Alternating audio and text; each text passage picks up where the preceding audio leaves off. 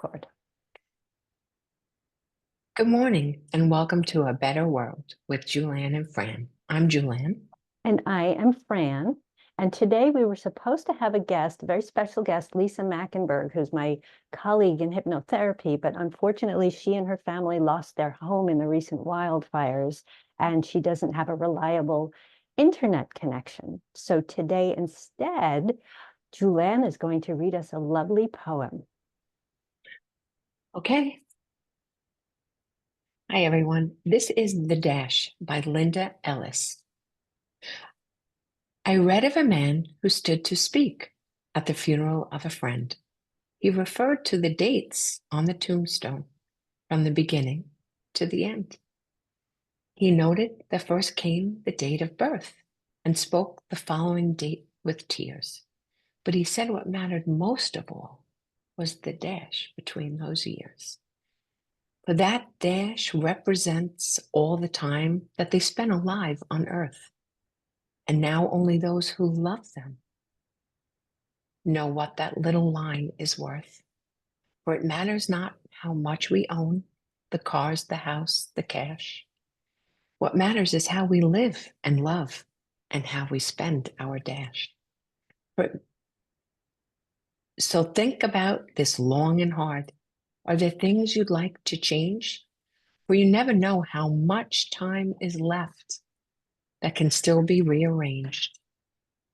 If we could just slow down enough to consider what's true and real and always try to understand the way other people feel and be less quick to anger and show appreciation more and love the people in our lives like we've never loved before.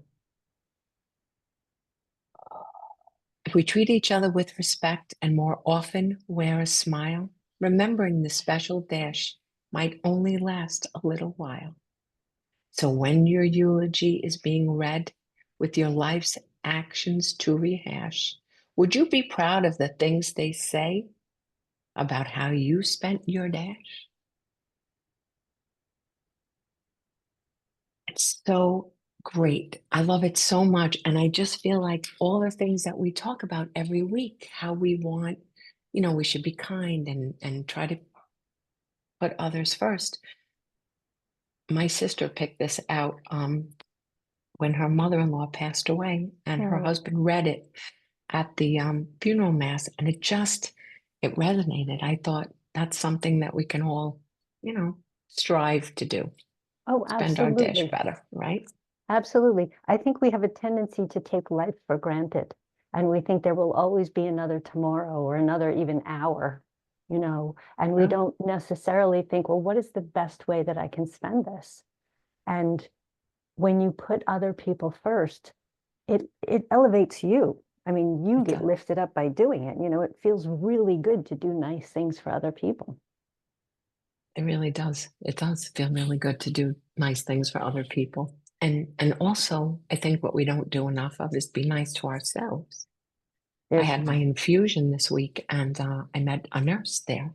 And we just started talking about a book I'm reading, which we can talk about that next week, but how we're we're often mean to ourselves. We're always in our heads and we worry about what we should have done, what we didn't do, and we're just mean to ourselves. So maybe if we all start to be a little bit nicer and forgiving to ourselves, that will help us be a little bit nicer and more forgiving to those around us. You know? absolutely nicer and more forgiving, and have a healthy balance of putting other people first. I think Exactly. I think sometimes women have a tendency, and because we're biologically designed to, Nurture. exactly. And Yeah. sometimes we do it at the expense of also taking care of ourselves. So it's important to know that, one of the with a lot of my clients, I use the analogy of the oxygen mask. When you're on a flight and they tell you if the oxygen mask drops, you have to put yours on first before you can help anybody else. And that's a great way to go through life, to know that take care of yourself first. It's not selfish to eat healthfully, exercise, be good to yourself, but then that also puts you in a position of being better able to do those things for other people. right? And better able to get through your own life. We talk about, you know, embrace the suck. Whatever it is, be grateful. And, maybe someone's sick or you're sick or you're just recovering for something. Instead of rehashing, why me? Why this? Why be grateful that you have made some strides in your recovery or that you are, you know, count your blessings, you know? Absolutely, absolutely. And it's that's a healthier way to live. The more stressed you are, like if you tend to focus on the negative things, your body actually changes and it becomes less healthy and you're not as well able to fight off, if you're near somebody who's sick, you're more likely to get it than if you're healthy and you understand that sometimes things are going to go wrong, but you still are grateful for the things that go right. Right. It makes you healthier. So it's a good way to live all around. Yeah. It's hard. I mean, sometimes it's hard. Sometimes we lose our tempers. Sometimes nothing goes right. Yesterday was a day like that where you drop something, just one thing after the other as you're going. And I laughed about it. I was off somehow yesterday and I didn't know why, but I still, I, en- I enjoyed it. I got some things that I really wanted to eat, some cheese and special crackers from France. And I actually had it and I was doing a little dance like my granddaughter does while I was eating it. Like I was so happy with it that, and it sounds silly, but if you could just, I don't know. My granddaughter says, Grandma, you're just always so happy. Yeah, sorry. Oh, well, that's great that she notices that. Yeah, She I guess. acknowledges it. And Yeah. she probably wants to be like you. She got her hair cut like me, that which I thought was kind of cute, because Oh, she's 6. And when she went to the hairdresser, she said to her mom, I want the same haircut as grandma because she has a really curly hair. So oh, I was like, oh, that's nice. And again, we talked about it last week and we talk about it every week. Kids are watching what we do and how we act and how we treat other people more so than what we tell them to do. right. Yeah. Oh, Yeah. I don't know. And you're setting an excellent example by the way that you treat other people. You know, Yeah, you try. You yeah. try to do it, right? Even in the car. If I, I'm driving my grandkids to school or do whatever, I try to be, driving sometimes can be stressful. So you try to set the situation. You know what I mean? You try not to scream and yell and beep your horn or whatever. I did beep my horn when I was taking my grandson Theo. He's going to be 3 in July. And we were driving to school, and I have a little um, playlist for him. He likes certain songs, and so I always ask when we get in the car, "What song do you want?" We sing and we dance, we do all kinds of fun stuff. But I beeped the horn. He said, "Ooh, Grandma beeps the horn." Like he knew that I didn't say anything bad. I didn't. But they notice everything you do, and you think they're not really paying attention, but they're paying attention to everything that you're doing. Oh, So. yeah. Yeah, no, the relationship between a grandparent and a grandchild is very special. I mean, so is, of course, the relationship between a parent and a child. But I mean, I think there's a really close relationship between grandparents and grandchildren. And it's very special. We're very lucky, but your relationship's a little bit different when you're watching them all the time. If you're a grandmother that comes once a week or for holidays, you Yeah, know, it's a little bit different. Like I try to remember, I don't want to, that's not my job to parent, but while I'm with them, you know what I mean? I want them to have a great experience, but also be safe and, do the things that they're supposed to be doing, but it's, they go home at night. So you don't have the stress of how well, I don't know. You know what I mean? You don't want to. Isabella had an appointment the other day and it was a hectic day. We've got a lot of things going on in our lives and the mom got stuck at work and she said, "Oh, listen, she has to go to art." I said, "Okay, no." So you're rushing now, right? Everybody's rushing. So you get a little bit, stressed out, I guess. You're trying to hurry. You want her to be there on time. And you take a minute and I said, "Listen, I'm sorry that this was hectic. That's grandma's fault. I should have been, you know, ready a little bit earlier so that we didn't have that. You know what I mean? Like, I think that's another thing that happens with parents. Life gets in the way, and sometimes, you know, you make a plan and something happens, the dishwasher leaks or, you know, whatever. And then you tend to be like stressed out. If we could just take that minute and be, you know, have grace. You know what I mean? Just take a minute and be nice to ourselves and say, hey, you know, something unforeseen happened or we, whatever, and be nice and go with the flow. So you're a minute late or you're, you know what I mean? Like, don't Right. be so hard on yourself. Try to take a breath at church today, too. You know, everybody is rushing to the next line or, you know, but some people are standing before the priest is ready or they're saying their prayers faster and they're putting the kneeler down. And I noticed that everybody's in a big rush. You know, nobody is not nobody, but I think we need to take a breath and try to be present, you know, Yeah. and try to not rush for the next thing. Try to Yeah. enjoy what we're doing right now. Yeah, that's what being mindful is all about. Getting yourself focused in the moment because this is what you're living. Yes, the future is going to happen. Yes, the past did happen, but you know, the more that you can involve yourself in this moment, the clearer headed you will be when the next moment occurs and the next moment occurs. And it's all Mhm. about just being mindful. And like I said, it's healthier for you. And So I'm it's, sure you have techniques that you use with your clients that help them be better to make a better world, you know, to have a better experience. well, one thing I love to teach my clients is called scripting. And that's when you write things that you want to have happen as though they already have happened and you're grateful for them.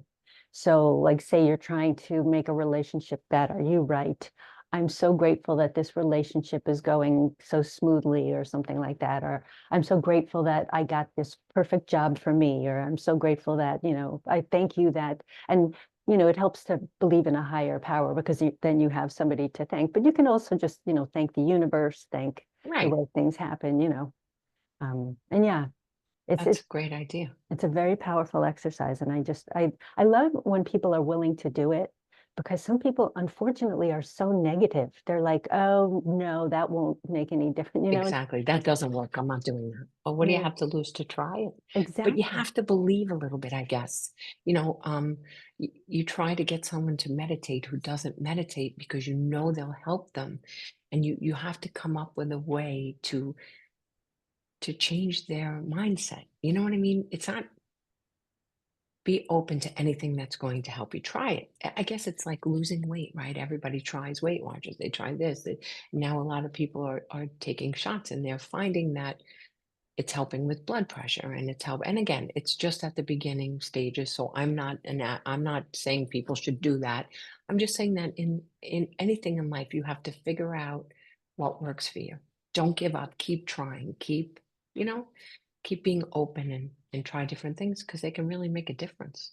Yeah, keep being open and keep being positive that you're going in the right direction, that things are Exactly. happening for a reason, you know. And if something doesn't work for you that you were sure was going to work for you, maybe there's some reason that that's, you know, it's better that it didn't, and there's something better for you. And you find if you're present and you pay attention, there are little things that happen that you may miss if you're so in your own head. You know what I mean? Like your keys or you know what I mean? Like just you try to be aware. Like, you know, try to be present, try to be aware, try to be easy, try to go easy on yourself, and you'll find all these little things kind of fall into place. And then you're like, "Oh, that was great. I stopped because I didn't have my key and I would have locked myself out." Or, you know, I the bag fell and that reminds me, "Oh, I have to do XYZ." You know what I mean? Like there Right. are, I don't know, there are little signs out there if we pay attention. Yes. Yes. Somebody posted something on Facebook the other day that said something like, always remember that there are a million little hands out there helping you to get to where you want to go, or something like that. And it was interesting to read a million little hands. I mean, I never really thought of it that way, but I personally believe in a higher power, and I think I know you do too.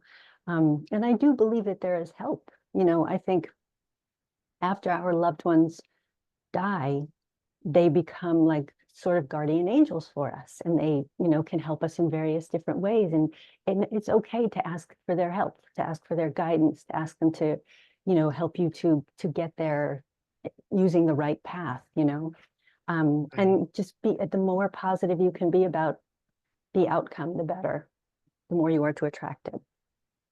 And the better you'll be to your neighbor or to the person in the grocery store, someone going to get the spot. I think it all starts w- with ourselves. You know what I mean? Like to start this week, hey, you know what? I'm going to do one thing different, whatever it is. Be more present. Maybe don't scroll, or no phones at dinner, or whatever. Some little things that we can do. Take a half hour every morning for ourselves, read or meditate or exercise or something so that we are happier to be a better person to raise our kids or be a better spouse or be a better neighbor, you know. Right. Absolutely, yes. Yes, taking care of yourself is very important. Do you find that your children are supportive of your way of going about things? Um, yeah, I do. You know what it is? I try to, it's hard as a parent, especially a parent that's involved. I'm very involved with my kids. They live pretty close. I'm lucky to spend time with them and to be with their kids, but sometimes you have to remember to well, and that's the name of the book I'm reading. Mel Robbins, let them. Oh, And you try to fix things, you try to make everything better, you try to, you know, um, help them along the way, but you have to remember they have their own path and they have to do their own thing. And it's important to sometimes stay quiet and let it all play out. You know what I mean? yeah. Which is even with your spouse or your whatever, your mom, if you still live home or whatever it is, you tend to one of our episodes, I say the one person that can get me from 0 to 100 is my husband. Sometimes I can, and I feel like you let things go, you let things go, you let things go, and then all of a sudden you are upset about something, and it's a control thing, I guess. I don't know what it is, but again, I go back to grace because I think that's it. If you try to have grace, so I try to do that with the kids. I'm not always successful, but I try, and my way is not always the right way. So sometimes they're open, and sometimes they're not. And you try to, you know, now that I have a new grandbaby, that's a whole different relationship. I went there yesterday to see them, and I wanted to give them space because it's their first night home and they need to figure out everything. They have a dog and now a tiny little baby. You want to be there. Hey, I'm here if you need anything, but do you figure out your own, you know?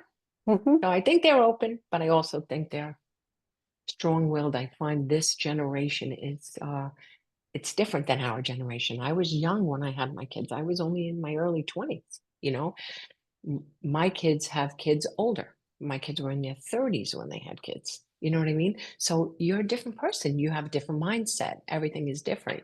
So just having the grace to let them do their own thing and hopefully, they have grace with you back. Yeah. Well, that is excellent parenting, really, because the parent's job is to raise the child to be independent. So as helpful as you are and as helpful as you want to be, allowing them to do it their way it's really the best way to be a parent, because then you'll have a good relationship, and things will be smoother, between the energy between you will be calm and nice, and so that's really a good way of going about it. And we could be like that with everybody. I mean, Yeah, that's true. we To, might not always support people, but we could be that way with everybody. and who are we to say, you know what I mean? To try, you know, you see people do things and you think, oh, maybe that's a mistake, or maybe things will be hard because of these things. Not that you want to put any bad vibes out there to anybody, but you might But again, you don't know. You don't know what's going to happen. Just like a parent has two kids, one is a doctor and one wants to be a yoga instructor. You know what I mean? And the parent might be, I paid all this money, and one child is going to have a successful future and she's going to be able to afford things, but then the yoga teacher will be struggling, but she's happy. You know what I mean? So I think that being happy will make you have a better life no matter how much money you have, right? Like in the Abs- dash. Doesn't Yeah, matter what car you drive or how much you've traveled, or it's about being enjoying that present moment and being, the best you can be, I guess. right. Yes. And and I would hope that all parents could be happy for their children being happy, as long as the child isn't doing something that harms him or herself, that the parent could, still be happy for the yoga instructor as much as for the doctor. Right. I'm sure it's difficult, you know, uh, because you worry. You know what I mean? I suppose when you have that much of a divide between your children. You know what I mean? I think that everybody has a job, and you know what I mean? Some people have careers and some people have jobs, but I have a nephew that's a police officer and he just got off probation, and his dad, my brother, was telling me about, he's a hard worker and he's kind and he's a good, really Mm, good kid. And he was he got off probation after 2 years, and they gave him a position where he's a community officer. You know what I mean? It's kind of a little promotion, but for someone who's just off probation, that's a really good accomplishment because people are noticing that your kindness and your hard work are important. You know, I said this before too, and I don't mean to repeat myself, but sometimes people feel if you're kind, you're weak, right. but that's not the case because you can really make a difference, So, don't give up. Don't give up being who you are. Still stay true to your beliefs, no matter Right. what your boss says or what your mom says or what your spouse says. Try to live your life and be respectful and kind, but stay true. I tell my granddaughter, don't let anyone dim your light. Oh, Don't let someone said something really mean to her mm, yesterday, and she talked about it, and we said, listen, you can always talk to us about it, but you have to remember people have different backgrounds. We're all raised differently. We feel things differently. Some people raise their children to be seen and not heard. mm, We're not like that. Here, you have a voice, you have a say. I never forced my kids or my grandkids to eat something they didn't like. That wasn't my way of thinking. My parents didn't do that. Other people feel like I worked hard, I made this dinner, it is what it is. You're going to sit there until you eat it. You know what I mean? So hmm there are so many different you have to figure out to be true to your beliefs and the way what makes you happy, but yet not conform. That's not what I'm looking for. But especially as a child, you need to figure out a way to get along in the space that you're in, yeah, adjust. You know what I yeah, mean? absolutely. Mm, Yeah. And if you can do all of that while being kind to others, then you have accomplished a lot, mm, you know, it's true. It really is true. being kind and considerate. Um, so yeah, so that's good for us. We managed to do another episode about how to make the world better, a better place. We hope We did. every day. All right. So do you have any parting thoughts?